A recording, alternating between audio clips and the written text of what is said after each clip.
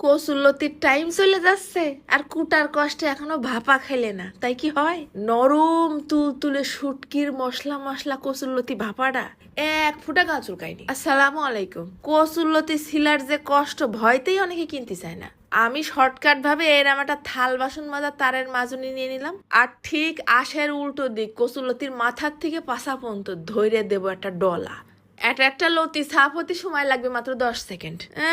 কি ডাক হইছে? লতি কুর্তি নাকি মাজা পিঠ লেগে যায়। এরপর ঠাস ঠাস করে পিস পিস করে কেটে নিলেই হয়ে যাবে। আর যদি কাটার সময় মনে হয় 2-1 পিস আশ রয়ে গেছে, হাত দিয়ে টেনে তুলে ফেললেই হয়ে গেল। এই হাফ কেজি কচুরলতি কাটতে সময় লাগছে মাত্র 10 মিনিট। এরপর আবার খলবল করে ধুয়ে পানি ঝরাই নিতে হবে। নিয়ে নিছি কয়েকখান বাঁশপাতা শুটকি ছিল তাই। এই শুটকি নাকি অনেকের গন্ধ সহ্য করতে পারে না।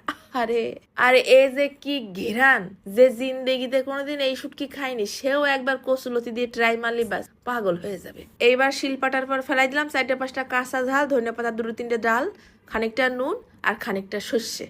ভালো করে একদম নিপিস ছাপা ছাপা করে বেটে নেবো। সর্ষে বাটাটা কিন্তু মশলার সাথে কাঁচাই দিতে হবে যেন একটা ঝাঁজ আসে। সর্ষে বাটা হয়ে গেলে কড়াইয়ের মধ্যে আবার ফেলাই দিলাম ঘপ ঘপ করে খানিকটা সর্ষের তেল। ফেলাই দিচ্ছি আবার গালি থুকুক ফালি ফালি করে কাটা কয়টা পেঁয়াজ আর বেশ কয়টা রসুনের কুয়া। দিলাম ওই ধুয়ে নিয়ে মাছ, আরো খানিকটা 4-5টা শুকনো ঝাল। দিচ্ছি আবার 1 চামচের মতন হলদির গুঁড়ো আর 1 চামচ আরো শুকনো ঝালের গুঁড়ো। কিছুক্ষণ নাড়াচাড়া করে ভাজা ভাজা করে নিয়ে দিয়ে দেবো আবার 1 চামচ আস্ত জিরে। শুকনো মশলাটা যেন আবার ফাঁস করে পুড়ে না যায়, তাই আবার 1 কাপের মতো পানিও ঢেলে দিতে হবে না। ঢেকে রাখি কিছুক্ষণ, পেঁয়াজ রসুনটা একটু নরম হতে লাগুক। ঠিক যখন এরা পানিটা শুকোয় ভুনা ভুনা সিদ্ধ সিদ্ধ হয়ে আইছে, তখন কিছু সময় ঠান্ডা করে নিয়ে ফেলাই দেবো আবার শিলপাটার পর। সপা সপা একদম নিপিস করে বাইটে নেব, কাটা কুটি যেন কিছু দাঁতে না লাগে। এবার মশলা বাটা শেষ হলে নিয়ে নিলাম ওই ধুয়ে পানি ঝরানো কচুরলতি। ফেলাই দিলাম আবার সম্পূর্ণ মশলাটুক।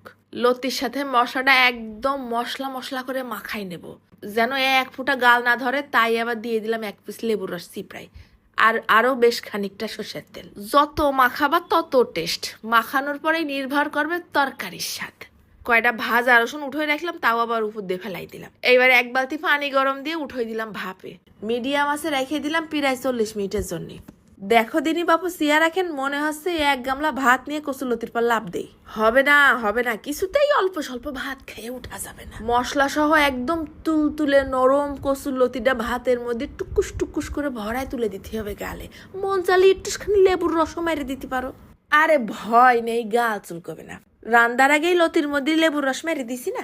সর্ষের ঝাঁজ আর শুটকির সাথে ঝাল পেঁয়াজের একটা ভাজা ঘিরান, শালার এক গাল মুখে লেগে থাকবে না। খাইয়াই দেখে নে, কচুরলতির টাইম শেষ হয়ে যাওয়ার আগেই 2-4 বার খেয়ে নাও। চলে যাচ্ছি, ধন্যবাদ।